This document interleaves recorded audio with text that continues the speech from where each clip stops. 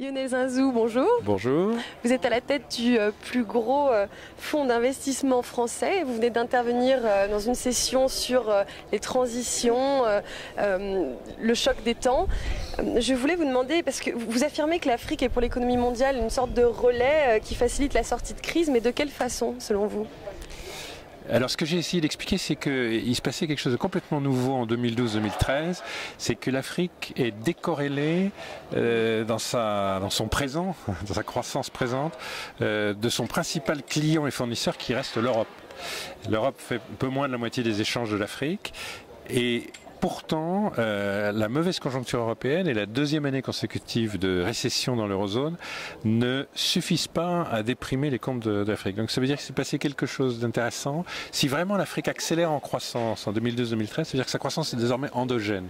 Elle n'est pas liée au fait que ses clients vont bien, que la demande chinoise tire, parce que la demande chinoise, elle tire un tout petit peu moins, et la demande européenne, elle est caractéristique de pays qui sont en récession. Donc si nous accélérons, quand je dis nous, c'est au sens où je suis aussi citoyen africain, mais si nous accélérons, alors si vraiment on passe de 5 à 5,5 ou 6% de croissance, ça voudra dire que c'est endogène. Ce sont les besoins domestiques, c'est l'épargne domestique, c'est la liquidité domestique, c'est les progrès internes de techniques, de technologie, par exemple dans les télécoms, dans les services financiers, dans l'agriculture.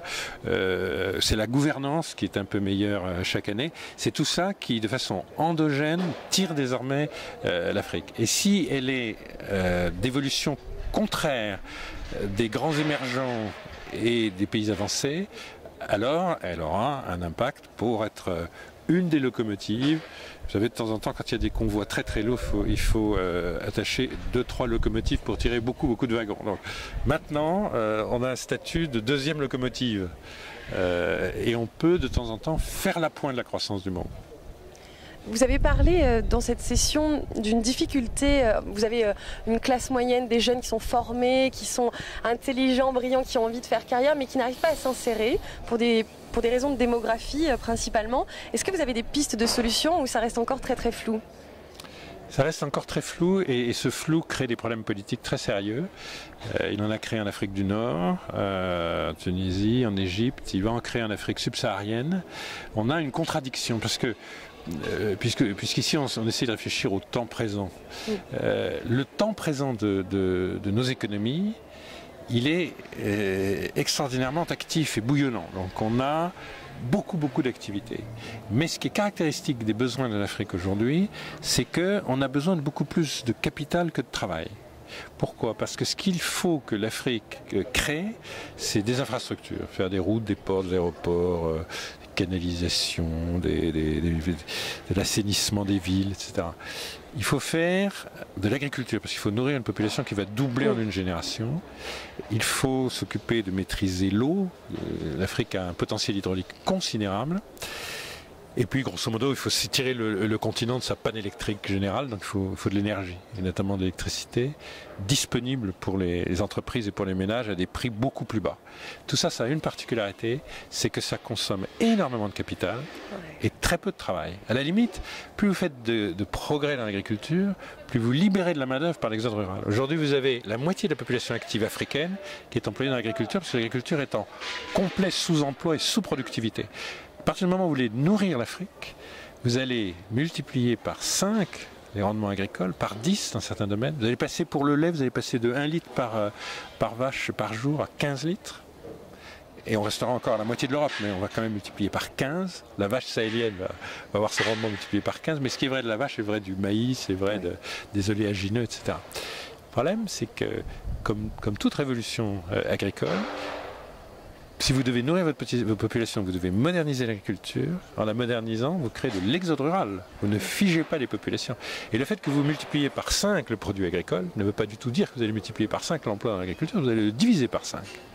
Donc vous avez des secteurs qui sont très intensifs en capital. Si vous êtes dans une raffinerie de pétrole, dans une centrale électrique, il n'y a pas de salariés. Quelques emplois supérieurs, il n'y a pas de salariés. Et donc voilà, on va avoir par unité de produit national brut 2 unités de capital et une demi-unité de travail, enfin, par rapport à ce qu'est par exemple une économie comme l'économie française. Et ça veut dire que le caractère bouillonnant de nos économies ne permet pas à la jeunesse qui a son tempo de formation, qui arrive formée d'une certaine façon sur les marchés, ne lui permet pas de s'insérer à ce stade-là dans le processus de production. Et donc vous voyez les marchands de 4 saisons en Tunisie, et c'est le suicide de l'un d'eux, très diplômé, qui a ouvert la révolution tunisienne, et vous voyez, j'expliquais aux physiciens qui étaient à la tribune, si vous avez une maîtrise de physique nucléaire à Cotonou, vous allez conduire un taxi mobilette. Et ça, c'est parce que vous n'avez pas une structure productive qui fournit de l'emploi. Et à vue humaine, tant qu'on n'aura pas une croissance beaucoup plus inclusive, on va avoir ce problème. C'est un problème qui va durer au moins 20 ans, et en 20 ans, vous avez de la place pour beaucoup de révolutions arabes. Et si vous regardez la Tunisie d'aujourd'hui, son économie ne s'est pas du tout effondrée avec la révolution. En revanche, le chômage a progressé. Donc la revendication d'emploi ne se résout pas dans les révolutions. C'est pas les révolutions. La révolution n'est pas la piste. Et pourtant, on va avoir des révolutions et des troubles publics. Et les pistes, c'est beaucoup plus de services aux personnes, beaucoup plus de services aux entreprises, de l'industrie légère, c'est-à-dire tout ce qui viendra dans 20 ans. Et là, le problème, c'est comment vous passez les 20 prochaines années, quand bien même la richesse augmente. Comment vous passez les 20 prochaines années à cet égard? Lionel Zinzou, merci beaucoup. Je vous en prie.